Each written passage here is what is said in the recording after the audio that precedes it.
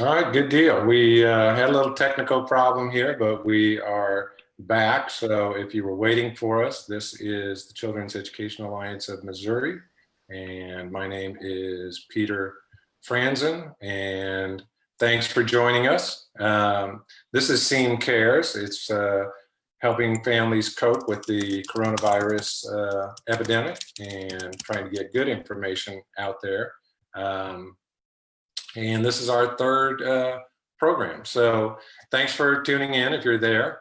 Like I said, I'm Peter Franzen with Children's Education Alliance.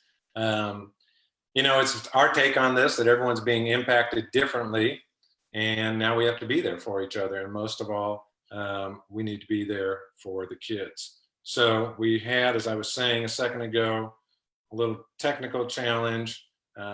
But I think we're good now, and hopefully I'm not just talking to myself, I'm actually talking to you. And I hope everyone is practicing all the recommendations regarding the virus, like physical distancing and hand washing, hashtag flatten the curve. Tonight's topic is virtual education, which has its roots in the idea of distance learning. Now, distance learning didn't just start with computers, and it's been around for a very long time, going back to the 1800s. But back then, it wasn't instantaneous like on a computer today. Back then, it was carried out through the mail, like correspondence courses. They allowed colleges and universities to send coursework to a person's home, and after the work was completed, the student mailed it back, and then the professor or the university would grade the work and provide feedback, and along with the next assignment, send it back to you. Now, the first example that I know of in distance learning is said to be Isaac Pitman, who offered shorthand writing courses in the 1820s. But correspondence courses continued for a long time, well into the 20th century. Little known fact, in 1977, Ben Cohen and Jerry Greenfield learned how to make ice cream through a Penn State correspondence course. And 1 year later, on May 5th, 1978, they opened their first ice cream store in Burlington, Vermont. And that was, of course, Ben and Jerry's ice cream. So since then, though, a lot has changed. In the 1910s and the 1920s, several universities attempted to innovate using radio for distance learning. That didn't really catch on. But by the middle of the 20th century, 5 universities began using television for teaching. And that did grow and it did work. And by 1961, there were 53 schools that were affiliated with the National Education Television Network. And collectively, those universities contributed to and borrowed from a central library of recorded telecourses. Now, in 1951, all the way up to 1982, New York University began offering Sunrise Semester, which was actually a live broadcast that you could watch and complete the work for college credit by paying the course fees and passing the exams. Now, you may already have put 2 and 2 together that the legacy of telecourses is still evident on modern television, not just the obvious one, PBS, but also in all the different education-centered content from the History Channel to all the DIY programs and a whole lot more. All that brings us back to our guests for tonight, because distance learning has evolved rapidly in the last 2 decades.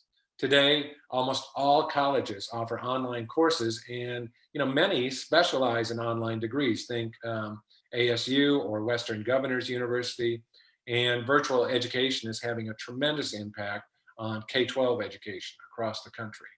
Now, 2 years ago, we passed a law in Missouri called the Missouri Course Access Program, or MOCAP, that allows students in Missouri public schools to access online courses that they can't access at their own school. And it also allows for families to enroll their children in full-time virtual school. Tonight, we are joined by 2 people working in the world of online education. Online or virtual education makes it possible for students from anywhere in the world to come together in a single virtual classroom. Now, usually though, at the K-12 level, we're talking about students from a school district or a state, because that's where K-12 education mostly happens. So in the world of online education, there are two basic models, and we have someone from each, so we can learn about that. Something that you could call synchronous and asynchronous, or maybe in easier terms, you could think of it as live classroom teaching versus recorded content. And we're going to learn about both types tonight. Elaine Schlett works for the Grandview R2 School District's online summer program called the Missouri Online Summer Institute, or MOSI. And that's Elaine there. Hi, Elaine. And also Steve Richards. And Steve is the academic administrator for the Missouri Virtual Academy, or Mova. It's the only live K-12 online school in the state. So welcome to you, Steve. Hopefully I don't have you on mute. I don't. Perfect. Thanks, Peter. Hi. Great, it's working. Look, technology. And you guys have to deal with this all the time, right? Because this is your. I live on Zoom. Yes. Right. Well, so maybe it would help, and if you're out there watching and you see me looking all over, I'm reading stuff on my computer, I'm controlling the Zoom, and I'm looking here at my phone to get us on Facebook Live. If you have questions, and we hope that you do, for either Elaine or Steve or all of us, you can put those in the comments section, and we're going to get to those throughout the program. So if you have a question for one of them, put it in there. If you have a resource, an online learning resource, feel free to put that in there. You know, part of what SEAM has done in response to the epidemic is we have a page now on our seamteam.org website. It's seamteam.org/COVID, where we've been collecting all kinds of resources to help families get through this. So let's start, Elaine, if you don't mind, and Steve, I had the same question for you, but Elaine, go first. Can you kind of tell us, just describe what is MOSI, what is the Missouri Online Summer Institute? Sure, it is where students or parents or even a counselor can sign a student up. They don't have to have their school approval, and they can earn up to 2 full credits over the summer. It's about 8 weeks and 3 days of a time frame, and they're allowed to, like we had said before, in the modulars, or it's not where a teacher's online teaching them directly. They can actually do it at their own pace. So. Perfect. Okay, that makes sense. And Steve, so you're from Mova, which we just said was different. What can you tell us about Mova to kind of describe what that is? Sure. Well, Mova is a provider that actually works with Grandview as well. They are our sponsor in the state. And if a student is approved through their district's MOCAP process, they can then choose Missouri Virtual Academy, and then they can attend with us. And we're as close to as a brick and mortar school and all the functions that go into that and all the different pieces of that in a virtual online environment. So we have full-time teachers that teach live. We both have synchronous live classes and asynchronous work. So students would attend live classes with the teachers, meet with the teachers quite frequently, meet with me or counselors or other things to further their education. And they'll also complete their assignments then online. And some actually are in workbooks and test books as well that the teachers and the parent work together with to complete. Got it. And so the goal there is really, it's essentially an online school in the way that we kind of think about school. Exactly right. It would be, if you went to the brick and mortar, it's as close as you can get to brick and mortar online. Yes. And what grade levels can participate in Mova? So we actually have kindergarten all the way to 12th grade. So we are a full service school. Got it. And now, Elaine, we looked at this a little bit yesterday. I was really, so correct me if I'm wrong, but so for MOSI, for the Missouri Online Summer Institute in Missouri, basically it's open enrollment. So it's open season and you can enroll kids from any district in Missouri. Is that right? Yes, that's correct. It's free to the student and to the school districts. Okay, and I'm gonna pull that up and share what I have here on my web browser. So this, don't look at all those open tabs. So this, just to give people a sense of it, this is your middle school course list. So students in middle school could take any of these. And I was trying to do the math. So we're talking about 2 credits is what they can earn over the course of the summer. Yes, which is basically 4 semesters, and they can mix and match it however they need it to be. We have some students that take 4 different semesters, 4 different, a semester of 4 different classes, or some that actually take, they're shy a full credit in English, so they take a full credit there. It's made to be flexible for the student and parents. And then this is the high school list. Same thing. Here, there's a lot more of the 1 credit, the 2 semester courses, right, for the high school level, it looks like. Yes. And then if the student, like I said, if the student just needs, like, say, world history 2nd semester because they missed out on it for some reason, they can pick just that semester up with us over the summer and get back on track. Got it. Perfect. What, and I want to remind people that if you have questions for Elaine, it looks like, oh, hi, Jen Kocher is on here, as well as Carmen Ward and Del Rio. Hi, Sandra. All right, so great. People are tuning in. Apparently my mom is watching. Hi, Mom.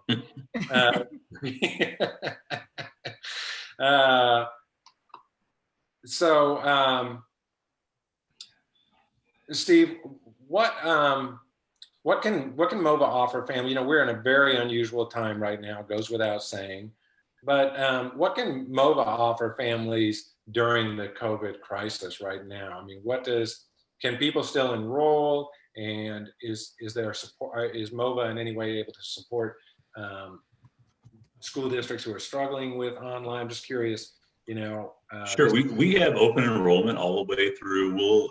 Our last round of enrollment would be May the 4th. So we are still welcoming students in. We've increased about 10% or so here since the pandemic has hit really over the course of the last 3 or 4 weeks. So we are enrolling students. The great news is we have fully certified Missouri teachers. They're waiting to work with your students, and all that work that you're trying to do with your students at home. The districts are working really hard to push out and do everything that they can. We're experts in that field, and we're more than willing to work with any families to make sure that we can hopefully fill this gap that unfortunately the pandemic has created. So we are still enrolling. We have 3 or 4 more weeks of enrolling. We start all our students out on a Monday. So we've got, like I said, it's either 3 or 4 Mondays. It's up to May 4th after this. It's a great way for you to come in, fill that gap. And who knows, you might think virtual learning is, for you. You might really like our program. I think many people are surprised by what we can offer and how impactful it is and how well planned it is and how professional and just well versed the teachers are. And it's a good way for you to even get a look this year to see if that's something maybe you want to look into for the summer with Elaine, or even come back to us in the fall. Right. Well, what, just generally speaking, so you got me thinking about that, Steve. So just generally speaking, when someone enrolls in Mova, what can they expect? I mean, if it's a family and they're concerned about the technology, they don't really know what's going to, what would they expect when they enroll? Sure. And they hear from you? What happens? We have a full onboarding staff. We will welcome them. We will make sure that I would say the first couple of weeks are the most kind of shocking to your system. You're just not used to it. We work very closely with the families and the students to make sure that they understand how to use the technology, how to set up their daily schedule, how to get into the asynchronous work on our online platforms and make sure they can complete everything. They meet quite frequently with the teachers and with all of our staff just to make sure that they're comfortable and getting into the learning as best they can. Right. But we provide full support and all that. We're not just say, here's a computer, have fun, go for it. It's we're there to help. We have meetings on Zoom, phone, any type of communication we need. We've got a few questions coming in. I don't want to make people wait. One of our guests from last week, Del Rio, is saying children may also take virtual classes for courses their school does not offer. Am I correct? And Del Rio, she is correct. That is the MOCAP law in Missouri. So if you have a student enrolled in a public high school and there's not a course there that there's a course that the student wants to take but is unable to take at their school, yes, you can go to your school district and they'll help you. They're supposed to help you enroll in one of several different online providers that are. And I like to add, Mova does not offer that. So we are a full-time program. If you do choose us after you've been approved for MOCAP, we only offer a full-time program to students. So right. there are vendors that will then can't offer those separate classes. For sure, right. That's right. That's a great point. And so Mova exists in part because the MOCAP law, the Missouri Course Access Program, includes language that does allow families to enroll into or up to full-time virtual instruction. And if that's what they were seeking, they could select Mova. Correct.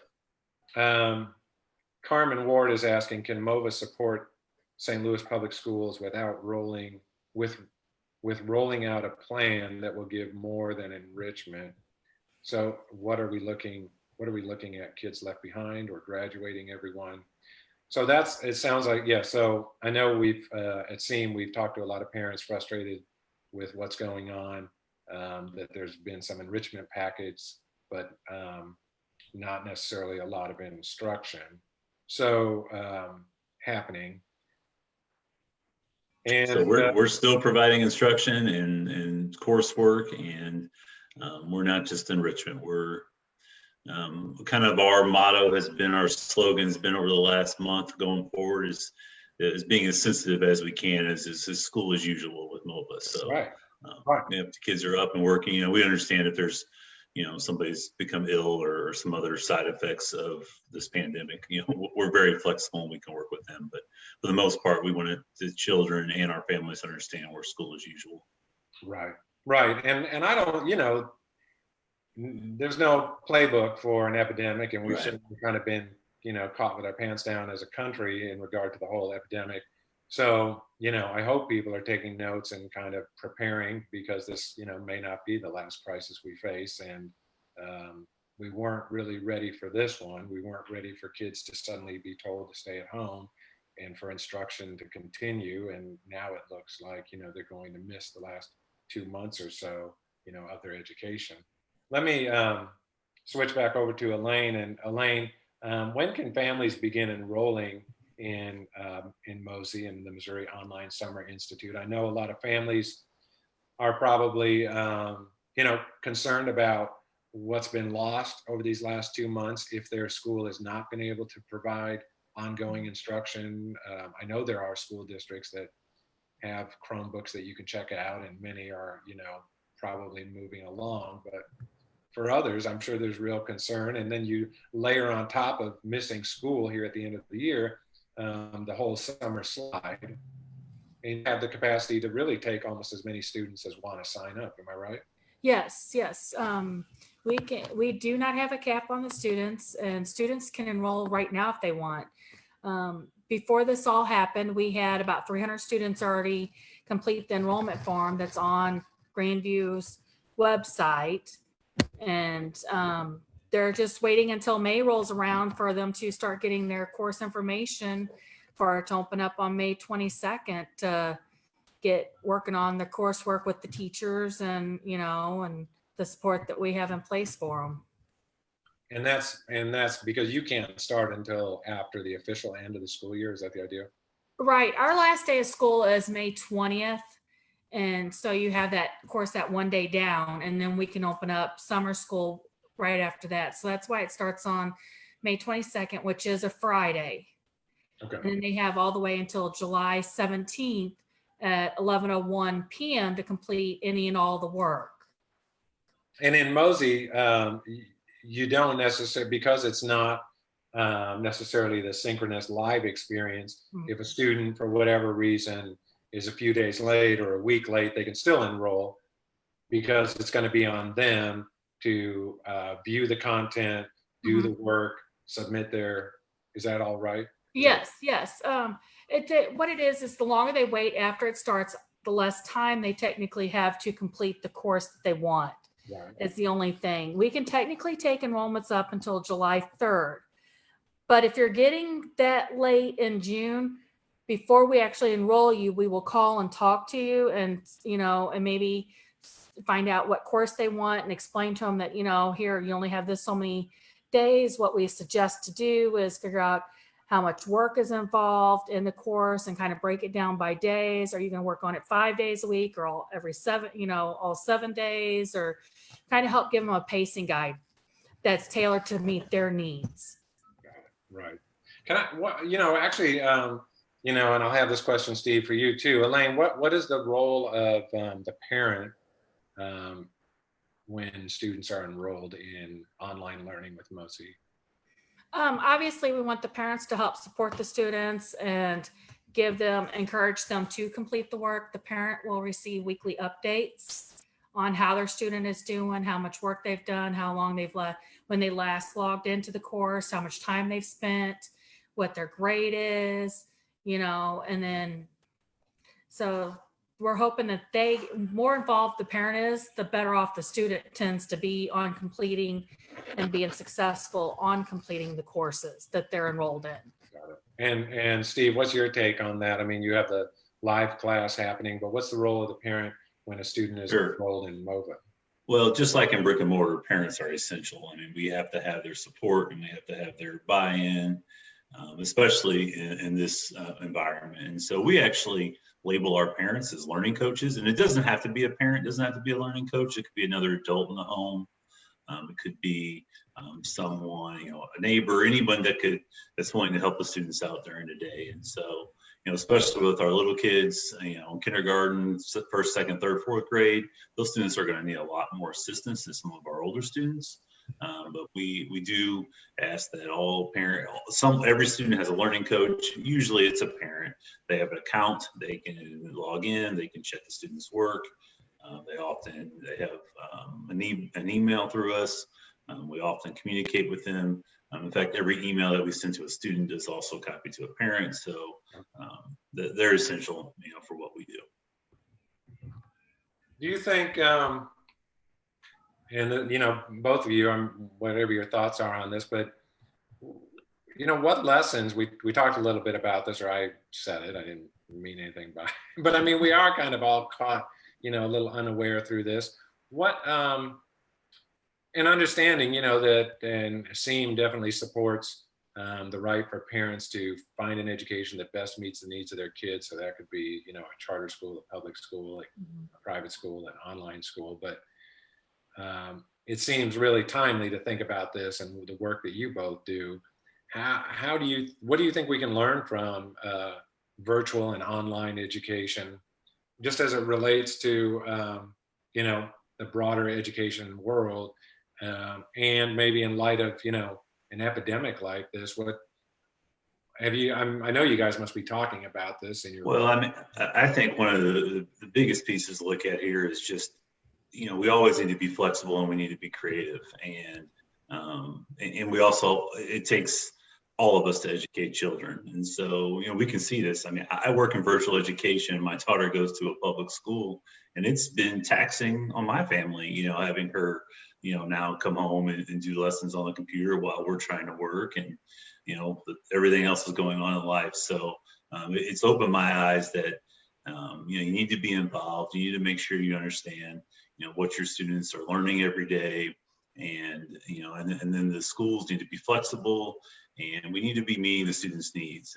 And in this particular case, what's going on is kind of driving, how we can provide to meet those needs right now. But we all need to know that there's more than one way to meet students' needs. And I think that's what's important about, our role here at Missouri Virtual. I know MOSI, we work closely with Grandview. They have a lot of the same philosophies that not every student has to show up at the brick and mortar front door every day to learn. And I think we're seeing that kids can learn in different ways now. And I think the greatest thing of all this, I talked about how I was having troubles adjusting, even though I work in virtual education. The kids respond faster than anyone. They can pick up on, if you want to have them switch schools, if you have them go from brick and mortar to virtual, whatever obstacles you throw in their way, it's unbelievable how quickly kids can respond. And, you know, they're more ready than any of us. So I think that's a really cool lesson to see just how great the kids do. And parents are more nervous about this than I think even, you know, most of the students are. Yeah, and Elaine, am I right? I mean, under the former superintendent, Dr. Mike Brown, Grandview R2 was really something of a pioneer in the state when it came to this idea to online learning and in the Summer Institute. Am I telling that story right? I mean, Yes. how has that impacted life at Grandview? I mean, what did Grandview learn and how did it evolve, you know, during that whole period? Right. Way back when, I imagine it's been about 15 years ago, maybe. Mhm. We start off with giving a student. We were one of the first districts in the state of Missouri to give students tablets instead of Chromebooks. Now, I mean, obviously now it's Chromebooks because that's the newest gadget out, I guess you could say. And then we went to we offered online classes with the help of K-12 to our students because we didn't have enough staff. With us being a small district, like our high school is only not quite 300 students.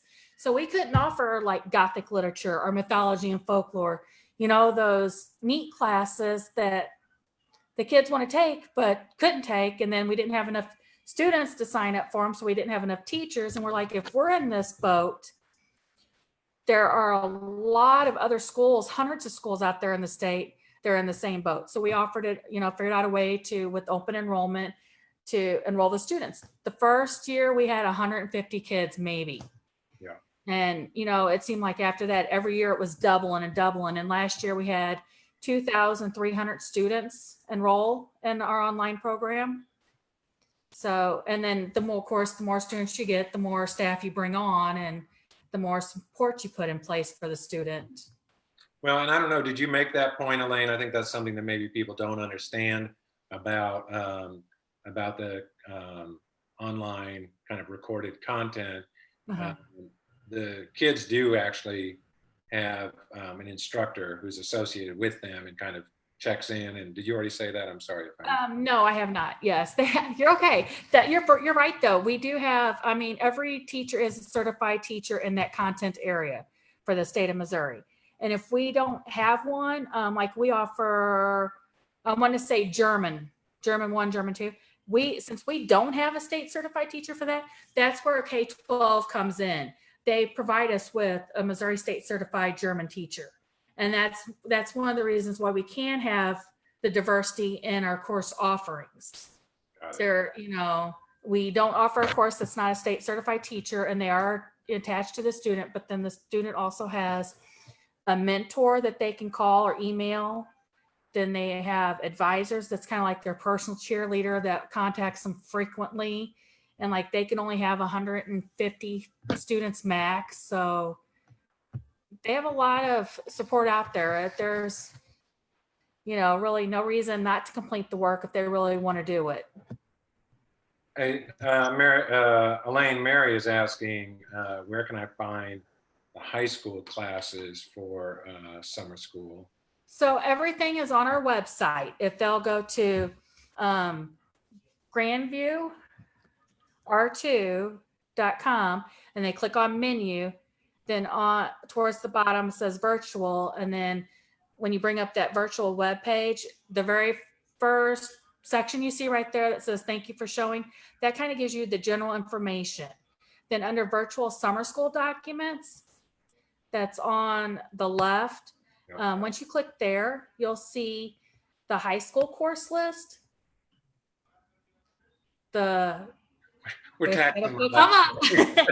You'll see the high school course list. Okay. Then you'll see the course descriptions underneath it. Gotcha. And then that credit recovery form is for students if they need to take the class that they failed it the first time around in their school district and they need to repeat the class. Okay. We do have some credit recovery classes available to them. And then the middle school is set up the same way as the high school. Okay, and it's just like this. It's what is it again? It's www.grandview. R2.com. Yep. So Mary, that's it, Grandview. I'm talking to my phone. She's not on my phone. Oh, you're fine. Yeah, and then just click on the menu, and then down at the bottom, you'll see the virtual summer school, and it'll bring you right to that page you were showing them. Perfect. All right, there it is. Yep. Great. And then the enrollment form is like underneath the course offerings. I think it says Oh, okay. Mosi high school enrollment or something. Yeah, it looked very organized, so that's awesome. Okay. And well, so let me ask you, Steve, if people are interested in Mova, where do they start and who do they talk to? Sure. So if they go to our website, which is movak12.com, Okay. it pops up right there. Everything that you need to know to enroll. You're more than welcome to call us and talk to us. We will have to get you through the MOCAP process, which should be a fairly quick process the way the statute's written. But I'm more than willing to help anyone through that process or kind of talk you through that. And and you can even just Google Mova and it'll pop right up. It'll be the first one. Mhm. So, yeah. Same with Mosi. I think you can just Google Missouri Summer Institute, or you could Google Missouri Virtual Academy and it'll come right up. Fantastic. Well, you guys, Elaine and Steve, I appreciate you guys. And did I miss anything that you wanted to make sure people knew? I feel like I do want to say also that, even though our enrollment's open for another 3 or 4 weeks, we are enrolling and we have quite a few students enrolled for next school year. Mm-hmm. And so feel free to go to the same site that I was describing. And you can even call me personally if you want. I'm glad to talk with you about it, help you through any processes that you might need help with. All right, we are, if you're watching, we're putting that on the, you're welcome, Mary. We're putting that content on the comment section of the Facebook Live. This is going to be recorded as well. So I appreciate the two of you, and I want to let everyone know that we do have a great resource page on the SEAM Team website. So it's SEAM Team, CEAMTEAM.org/COVID. That's our resource page for, ideas for home learning and online resources and resources for schools and information from the CDC. And then we're also posting these videos from the Facebook Live series, the hashtag #SEAMCares, so you can go back and share it with others. I'm really excited because next week, we've been spending a lot of time over the last few months before COVID hit. We were going around the state doing movie screenings from this fantastic movie called Miss Virginia. It's currently on Netflix, and it's the true story of a woman named Virginia Walden Ford in Washington, D.C., who fought for the D.C. Scholars Program. It's a really compelling movie. I'm going to say, if you haven't seen it yet, you can watch it before next Tuesday, because Miss Virginia herself is going to be here with us on Facebook Live, and we're just going to have a little one-on-one time with Virginia Walden Ford. Or you can wait 2 days, because on Thursday there's going to be a Netflix party, and we're also sharing information about that, a Netflix party to watch Miss Virginia together. So it's your choice. You can do both, but we're really excited. So I hope you'll tune in for that. And Carmen, you're welcome. And Del Rio, thanks for tuning in. Everybody who is watching, tell a friend. We're going to keep doing this for the foreseeable future, bringing hopefully good information to people. Steve Richards from Mova and Elaine Schlett from Mozi. Thank you both. We appreciate you. And everyone, thanks so much for watching. Thanks, everybody. Good night. Thank you.